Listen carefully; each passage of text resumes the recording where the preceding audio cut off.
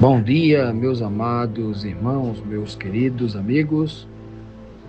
Que a graça e a paz do nosso Deus chegue aos nossos corações por meio de Jesus Cristo, nosso Senhor, nosso Mestre, e continue operando em nossos corações, nos fazendo crescer e prosperar espiritualmente cada vez mais.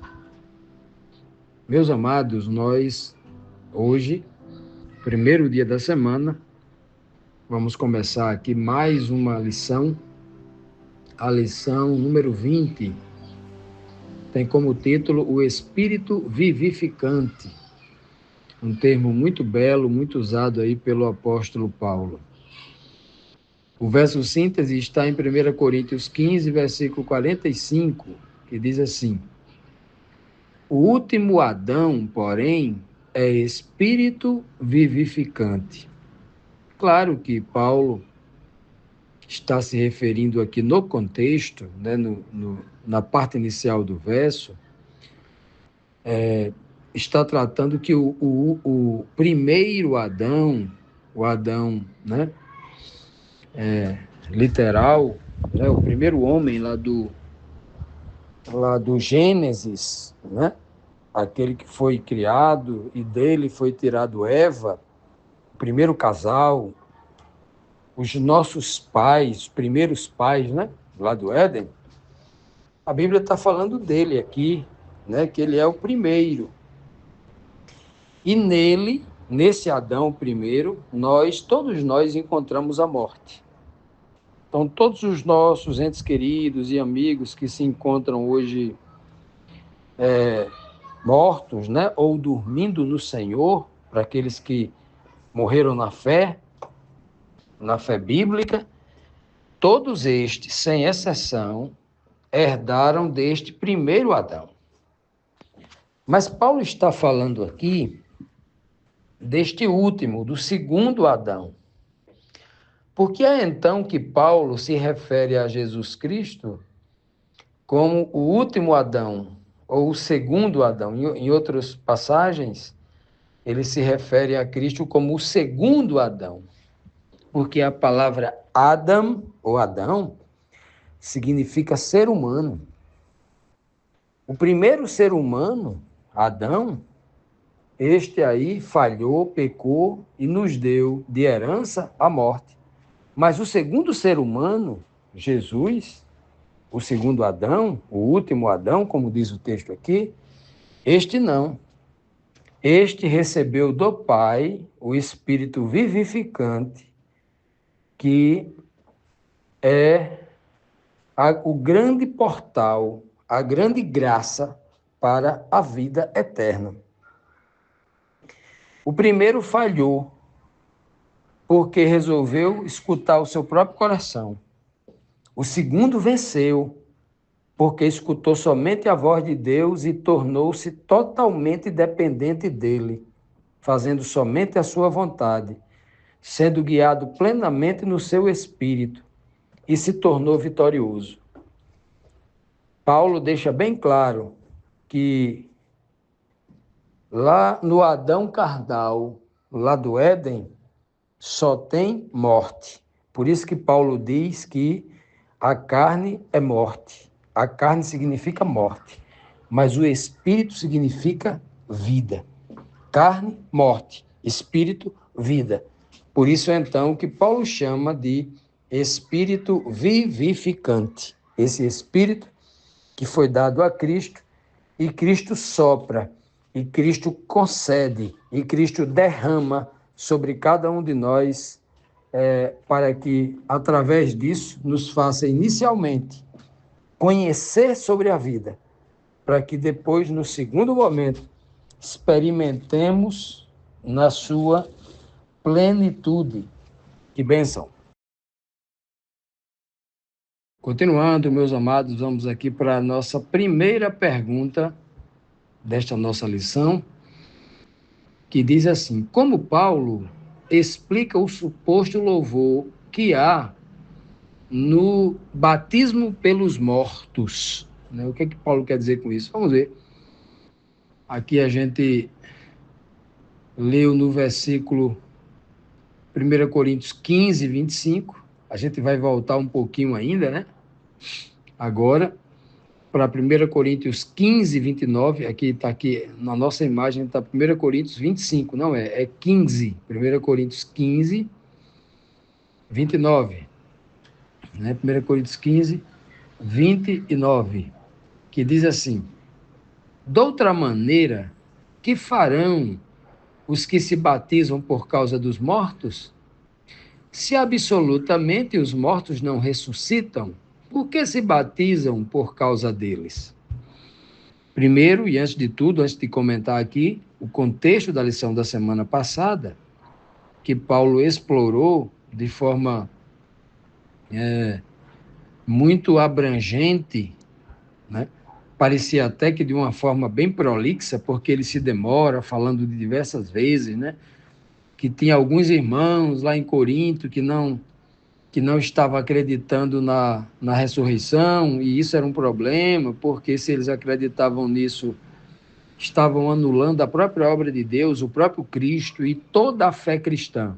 Porque se não há ressurreição, obviamente, também Cristo não ressuscitou. Se Cristo não ressuscitou, a nossa fé é vã e nós estamos condenados para a eternidade, porque se ele não ressuscitou, ele morreu, significa dizer que se ele não ressuscitou, Deus não aceitou o sacrifício dele e nós continuamos com os nossos pecados, porque Jesus não expiou de fato os nossos pecados.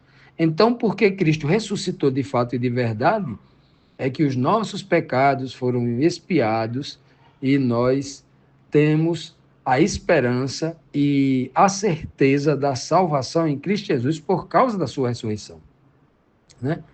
Aí Paulo traz agora mais uma fala nesse sentido aqui, né? Paulo está mostrando de diversos ângulos a incoerência daqueles que pregam, né, que não há ressurreição, mas vive dentro do cristianismo, que é uma das principais, ou a principal doutrina da Nova Aliança é a ressurreição, a principal prova, né, do que Deus tem um reino e do que Deus vai fazer com o seu povo, né? E muita gente utiliza esse verso aqui, o versículo 15, capítulo 15, verso 29, para dizer que há uma possibilidade de alguém se batizar pelo morto. Paulo não está dizendo isso. Não há esta lei em lugar nenhum das Escrituras Sagradas. O que Paulo está dizendo aqui é que haviam pessoas, né, que pregavam que não há ressurreição, mas que esses pagãos, se batizavam em lugar dos mortos. Aí Paulo está mostrando aqui a incoerência. Paulo está dizendo, ó, de outra maneira, o que farão? Farão eles, não é? Paulo não diz o que faremos nós, falam eles, do outro lado, que não crê igual a gente. De outra maneira, que farão os que se batizam por causa dos mortos? O que farão eles? Ora, se absolutamente para eles os mortos não ressuscitam, por que se batizam eles em lugar ou por causa desses mortos? Não é? Então, Paulo, justamente aqui, não está dizendo, nem autorizando, e não há em lugar nenhum da Bíblia qualquer referência que mostre que há um batismo pelos mortos. Não há. Não há essa autorização, não há essa abordagem por Cristo, não há esta abordagem por nenhum dos apóstolos. E quando Paulo está abordando aqui, Paulo está criticando a irracionalidade, a falta de coerência de pessoas que dizem não crer na ressurreição, mas se comportam como se ela existisse. Ou seja, Paulo está sempre mostrando que esse povo é irracional, que esse povo é incoerente e que, sendo irracional e incoerente, jamais o Espírito de Deus pode habitar na incoerência e na irracionalidade. Então, essa pregação, de forma indireta, Paulo está dizendo, o que eles estão ensinando não vem de Deus, porque tudo que vem de Deus tem começo, meio e fim. É óbvio, é lógico, é compreensível pelas pessoas que têm a mentalidade mais pobre. Não é preciso ser muito inteligente ou ser um homem culto e erudito para entender o evangelho simples. A estrutura da Bíblia é muito clara, né? A Bíblia diz que aquele que morre imediatamente segue-se o seu, já está julgado.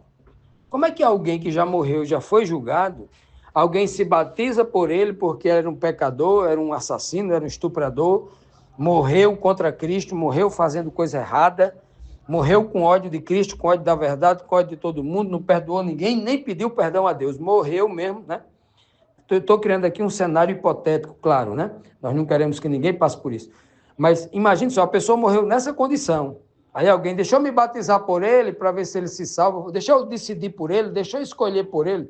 Não tem sentido.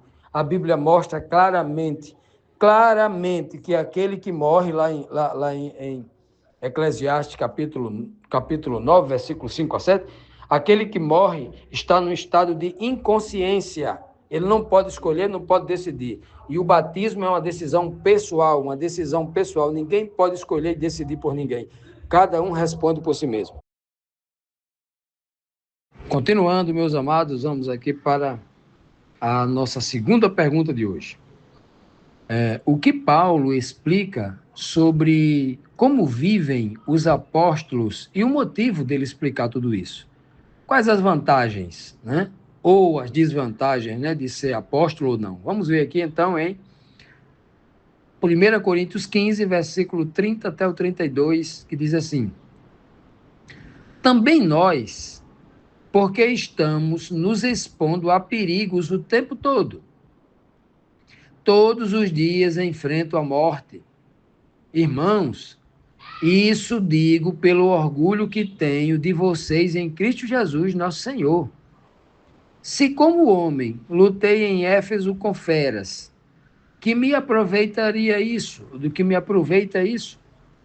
Se os mortos não ressuscitam, comamos e bebamos e amanhã morreremos. Que raciocínio simples, né? Que linguagem simples. O povo certamente entendeu essa linguagem de Paulo, mas com muita simplicidade, né? Paulo está dizendo assim, olha, se Cristo não ressuscita, se não há ressurreição, por que então que nós, os apóstolos, estamos nos expondo ao perigo o tempo todo? Olha só a situação de Paulo. Sabe o que é viver a perigo o tempo todo?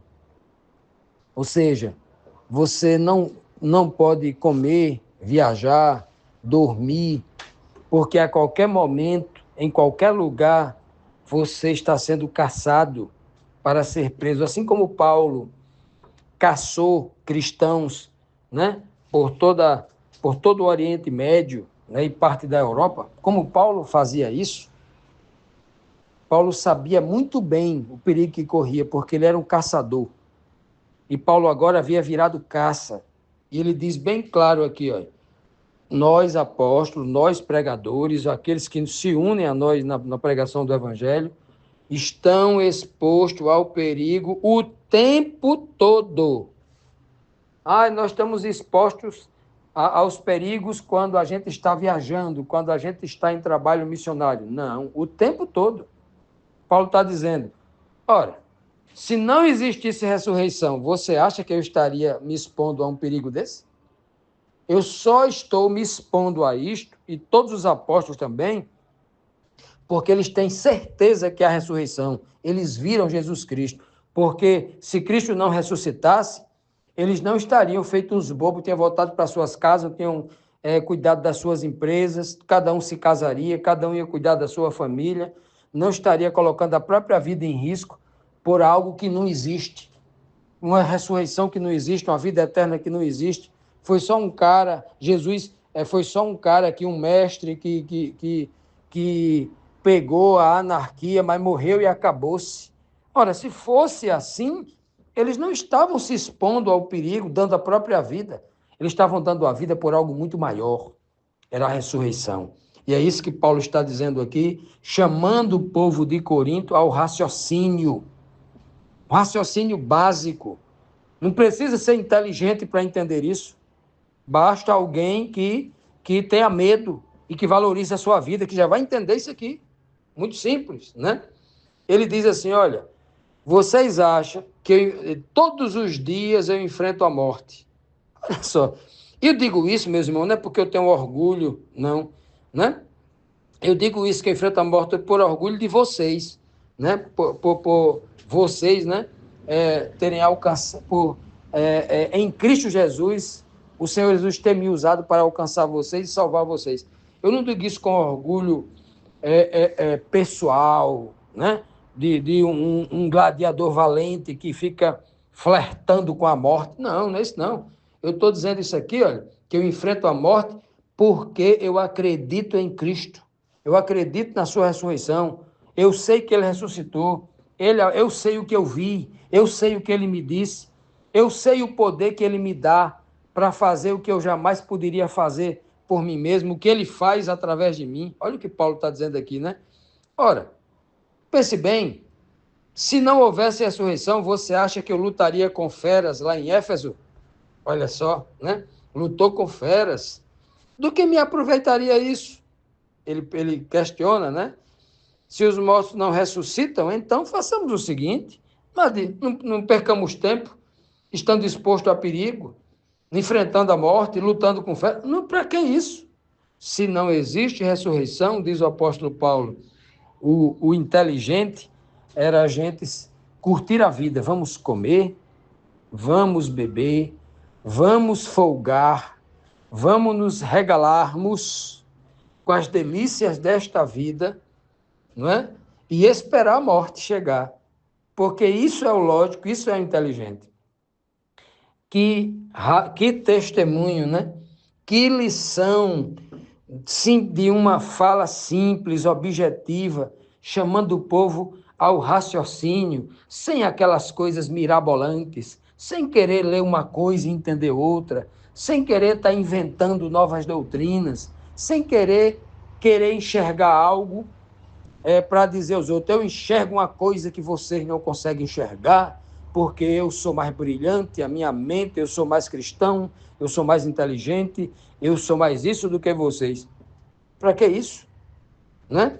Paulo entrega claramente aqui ao povo uma linguagem simples. Ele está dizendo, sabe por que eu provo que Jesus ressuscitou? Por causa disso aqui, ó. São várias, não são, eram 12, mas agora são milhões de pessoas que dão a vida por Cristo, né? Então, veja só, e foram mais, ele até citou no texto anterior, foram mais de 500 pessoas que viram a Cristo. Essas que têm fé em Cristo, continuam dando a vida por ele. Se eles não tivessem visto a Cristo, não estariam dando a vida por ele, não. Estariam comendo, bebendo e se divertindo.